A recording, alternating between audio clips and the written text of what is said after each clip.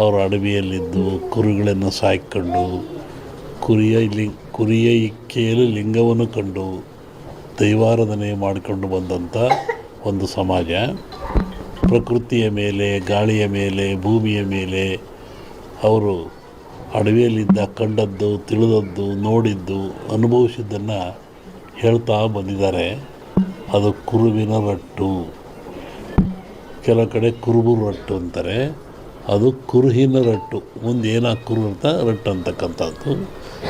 ಹಾಲು ಕೆಟ್ಟರು ಹಾಲು ಮತ್ತು ಸಮಾಜ ಕೆಡಲ್ಲ ಅಂತಾರೆ. ಹಕ್ಕ ಬುಕ್ಕರು ವಿಜಯ ಸಾಮ್ರಾಜ್ಯವನ್ನು ಕಟ್ಟಿದರು. ಇದು ಹೇಳೋ ಉದ್ದೇಶ ಏನು ಅಂತಂದರೆ, ಇವತ್ತು ಆಲಮತ ಸಮಾಜದವ್ರ ಕೈಲಿ ರಾಜ್ಯದ ಅಧಿಕಾರ ಇದೆ. ಬಿಡಿಸಿಕೊಳ್ಳೋದು ಅಷ್ಟು ಸುಲಭ ಅಲ್ಲ. ಅವರಾಗೇ ಬಿಡಬೇಕೆ ಹೊರತು ನೀವು ಬಿಡಿಸಿಕೊಳ್ಳೋದು ಸುಲಭವಲ್ಲ. ಮುಂದಿನ ವಿಚಾರವನ್ನು ಯುಗಾದಿ ಮೇಲೆ ಹೇಳ್ತೀವಿ. ಹಾಗಾಗಿ ಒಂದು ಭವಿಷ್ಯದ ಚಿಂತನೆ ಏನು ಅಂದರೆ, ನಮ್ಮಲ್ಲಿ ಎರಡು ಭಾಗ ಮಾಡ್ತಾರೆ. ಒಂದು ಸಂಕ್ರಾಂತಿಯ ಭವಿಷ್ಯ, ಇನ್ನೊಂದು ಯುಗಾದಿಯ ಭವಿಷ್ಯ. ಸಂಕ್ರಾಂತಿಯ ಭವಿಷ್ಯ ರಾಜರಿಗೆ, ಮಹಾರಾಜರುಗಳಿಗೆ, ದೊಡ್ಡ ದೊಡ್ಡ ವ್ಯಾಪಾರಸ್ಥರಿಗೆ ಮತ್ತು ಅನೇಕ ಘಟನೆಗಳು ಬರುವಂಥದ್ದು ಸಂಕ್ರಾಂತಿ ಪುರುಷನ ಮೇಲೆ ಹೇಳುವಂಥದ್ದು. ಇದು ಯುಗಾದಿಯ ಮೇಲೆ ಬರುವಂಥದ್ದು ಯಾವುದು ಅಂದರೆ ಚಂದ್ರಮಾನ ಯುಗಾದಿ. ಚಂದ್ರನನ್ನು ಆಧಾರವಾಗಿರಿಸಿಕೊಂಡು ಮಳೆ, ಬೆಳೆ, ನಾಡಿನ ಸುಭಿಕ್ಷತೆ, ಆಗುಹೋಗುಗಳು, ರಾಜರು, ಆಳ್ವಿಕೆಗಳು, ಅವಘಡಗಳು, ದುಃಖ ದುಮ್ಮಾನಗಳು, ಸಂತೋಷಗಳು, ಇದ್ರ ಮೇಲೆ ಹೇಳುವಂಥದ್ದು ಯುಗಾದಿಯ ಸಂವತ್ಸರ ಫಲ ಅಂತ. ಇನ್ನೂ ಒಂದು ತಿಂಗಳು ಲೇಟ್ ಇದೆ ಯುಗಾದಿ. ಅದರಿಂದ ಆ ಫಲಗಳ ಹೇಳೋದು ಸ್ವಲ್ಪ ಕಷ್ಟ.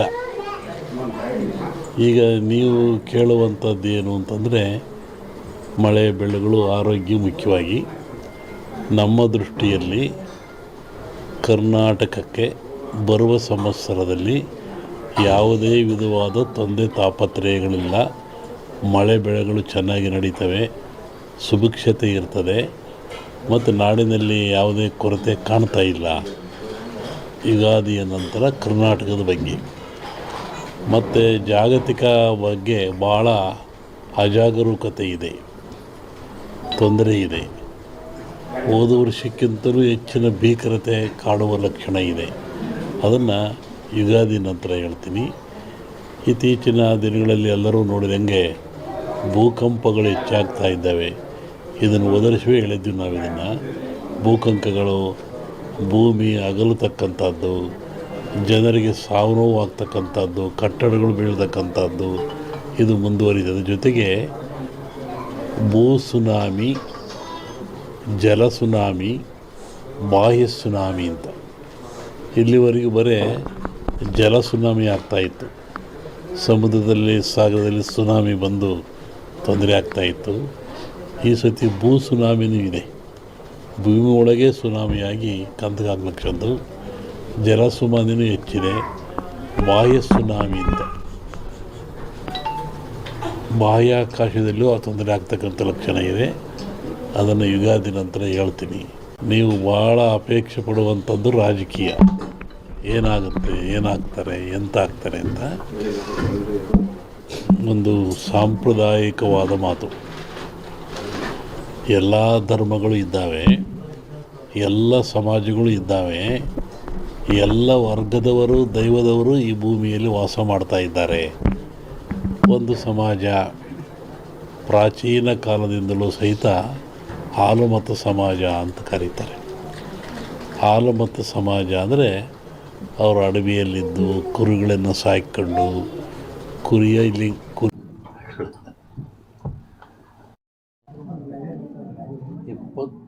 ದಿವಸ ಹಿಂದೆ ನಾನು ಧಾರವಾಡದಲ್ಲಿ ಹೇಳಿದ್ದೆ. ನಾನು ಈ ಥರ ಮಳೆ ಆಗುತ್ತೆ, ಭೂಮಿ ಕಂಪಿಸುತ್ತೆ, ಗುಡ್ಡಗಳು ಬೀಳ್ತವೆ, ಜನಗಳು ಸಾಯ್ತಾರೆ,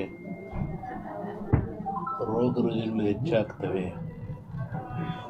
ಇದು ಇಂಡಿಯಾಕ್ಕಲ್ಲ, ಜಾಗತಿಕ ಮಟ್ಟದಲ್ಲಿ ಕೆಲವು ರಾಜ್ಯಗಳು ಮುಳುಗ್ತವೆ ಅಂತ ಹೇಳಿದ್ದಾನು.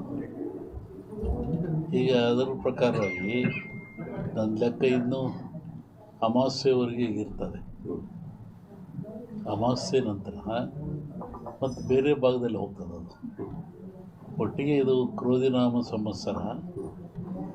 ಕ್ರೋಧನ ಸಿಟ್ಟು ಅಂತ ನಮ್ಮ ಹಿಂದೂಗಳ ಪ್ರಕಾರವಾಗಿ. ಇದರಾಗ ಒಳ್ಳೆಯದು ಕೆಟ್ಟದಿದೆ. ಒಳ್ಳೆಯದಕ್ಕಿಂತ ಕೆಟ್ಟದೇ ಜಾಸ್ತಿ ಪ್ರಾಕೃತಿಕವಾಗಿ. ಹಾಗಾಗಿ ಪ್ರಾಕೃತಿಕ ದೋಷ ಇದು ಮುಂದುವರಿಯುತ್ತೆ ಇನ್ನು. ನನ್ನ ಲೆಕ್ಕದಲ್ಲಿ ಅಮಾವಾಸ್ಯೆವರೆಗೂ ಒಂದು ಭಾಗದಲ್ಲಿ ಕಮ್ಮಿ ಆಗ್ತದೆ, ಅಮಾವಾಸ್ಯೆಗಳು ಮತ್ತೊಂದು ಭಾಗದಲ್ಲಿ ಜಾಸ್ತಿ ಆಗ್ತದೆ. ಇದು ಇಂಡಿಯಾಗೆ ಅಂತೆಲ್ಲ ಹಲವರು ವರ್ಲ್ಡ್ ಹೇಳ್ತಿರೋದು ನನಗೆ. ಜಲಕಂಟಕ ಹೇಳಿದ್ನಲ್ಲ, ಜಲಕಂಟಕ ಇದೆ, ಎಲ್ಲ ಡ್ಯಾಮ್ಗಳು ತುಂಬ್ತವೆ ಅಂತ ಹೇಳಿದ್ದೆ ನಾನು. ಇದೆಲ್ಲ ನಡೆದಲ್ಲಿ ಹೇಳಿದ 20 ದಿವಸ ಧಾರವಾಡದಲ್ಲಿ ಹೇಳಿದ್ದು ನಾನು. ಇದು ನಡೆದಿರೋದೆಲ್ಲ ಮುಂದೆಲ್ಲ ಅದೇ ಅನಿಷ್ಟ ಜಾಸ್ತಿ. ಆಮೇಲೆ ಕರ್ನಾಟಕ ಪೊಲಿಟಿಕ್ಸು. ಒಬ್ಬ ಸನ್ಯಾಸಿ ತಪಸ್ಸಿ ಕೂತಿದ್ದಂತೆ. ಒಬ್ಬ ಬೇಡ ಒಂದು ಜಿಂಕೆ ಬಂದಂತೆ ಕೊಲ್ಲಕ್ಕೆ ಅಂತ. ಅವನ ಮುಂದೆ ಹೋಯ್ತಂಥದ್ದು ಜಿಂಕೆ. ಅವನು ಬೇಡ ಬಂದ, ಏನು ಸ್ವಾಮಿ ಇಲ್ಲಿ ಜಿಂಕೆ ಓತ ಅಂತ ಕೇಳಿದ. ಇವನು ಹೇಳಿ ಕೇಳಿ ಸನ್ಯಾಸಿ ಅವನಂದ, ಈ ಓತು ಅಂತ ಹೇಳಿಬಿಟ್ರೆ ಕೊಂದು ಬಿಡ್ತಾನೆ, ಆ ಕೊಂದು ಪಾಪ ನನಗೆ ಬಂದುಬಿಡುತ್ತೆ. ಇಲ್ಲ ಅಂತೇಳಿದ್ರೆ ಸುಳ್ಳು ಹೇಳಿದ ಪಾಪನೂ ಬರುತ್ತೆ ನನಗೆ, ಏನು ಮಾಡೋದು ಅಂತ ಯೋಚನೆ ಮಾಡಿದ್ದಂತ ಅವನು. ಆಮೇಲೆ ಮತ್ತೆ ಅವನ ಆಸೆ ಕೇಳಿ, ಎಲ್ರಿಗೊಂದು ಹೇಳ್ರಿ ಇದ್ರಿ ಸ್ವಾಮಿಗಳು ಇಲ್ಲೇ ಓತಲ್ಲ. ಅದಕ್ಕೆ ಅವನು ಸನ್ಯಾಸಿ ಹೇಳಿದಂತೆ, ಯಾವುದು ನೋಡ್ತು ಅದಕ್ಕೆ ಮಾತಾಡೋಕ್ಕೆ ಬರಲ್ಲ, ಯಾವುದು ಮಾತಾಡ್ತು ಅದು ನೋಡಲಿಲ್ಲ, ಏನು ಮಾಡಪ್ಪ ನಾನು. ಕಣ್ಣು ನೋಡ್ತು, ನಿನಗೆ ಕಣ್ಣೇ ಹೇಳಬೇಕು ಓತು ಅಂತ, ಅದು ಮಾತಾಡಲ್ಲ. ಆದರೆ ನ್ಯಾಲಿಗೆ ಮಾತಾಡುತ್ತೆ, ಅದು ನೋಡಲಿಲ್ಲ, ನಾನೇನು ಮಾಡೋಣ ಅಂತ. ಹಂಗೆ ಈ ರಾಜಕಾರಣ ಹೇಳ್ಬೇಕಾದ್ರೆ ನಾವು ಹುಷಾರಾಗಿ ಹೇಳ್ಬೇಕಿದ್ರಲ್ಲಿ. ಇನ್ನೂ ಒಂದು ಹೇಳಿದ್ದು ನಾನು 20 ಹಿಂದೆ, ಮಹಾಭಾರತದ ಸನ್ನಿವೇಶ ತಗೊಂಡು ವೀರನಾಗಿರ್ತಕ್ಕಂಥ ಅಭಿಮನ್ಯುವನ್ನು ಕಾರಣ ಎಲ್ಲ ಸೇರಿ ಆ ಬಿಲ್ಲಿನ ದಾನವನ್ನು ಕಟ್ಟು ಮಾಡಿ ಅವನು ಮೋಸದಲ್ಲಿ ಕೊಲ್ತಾರೆ ಅಂತ.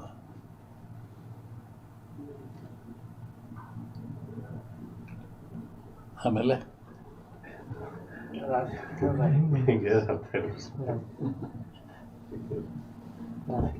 ನಿಮ್ಮ ಸಂಸತ್ನಲ್ಲಿ ಅದನ್ನೇ ಅಂದಾರಲ್ಲ, ರಾಹುಲ್ ಗಾಂಧಿ ಅದನ್ನೇ ಅಂದಾರಲ್ಲ ಸಂಸತ್ನಲ್ಲಿ. ರಾಷ್ಟ್ರ ರಾಜಕಾರಣದ ಬಗ್ಗೆ ಹೇಳೋದಾದ್ರೆ ಅಲ್ಲೂ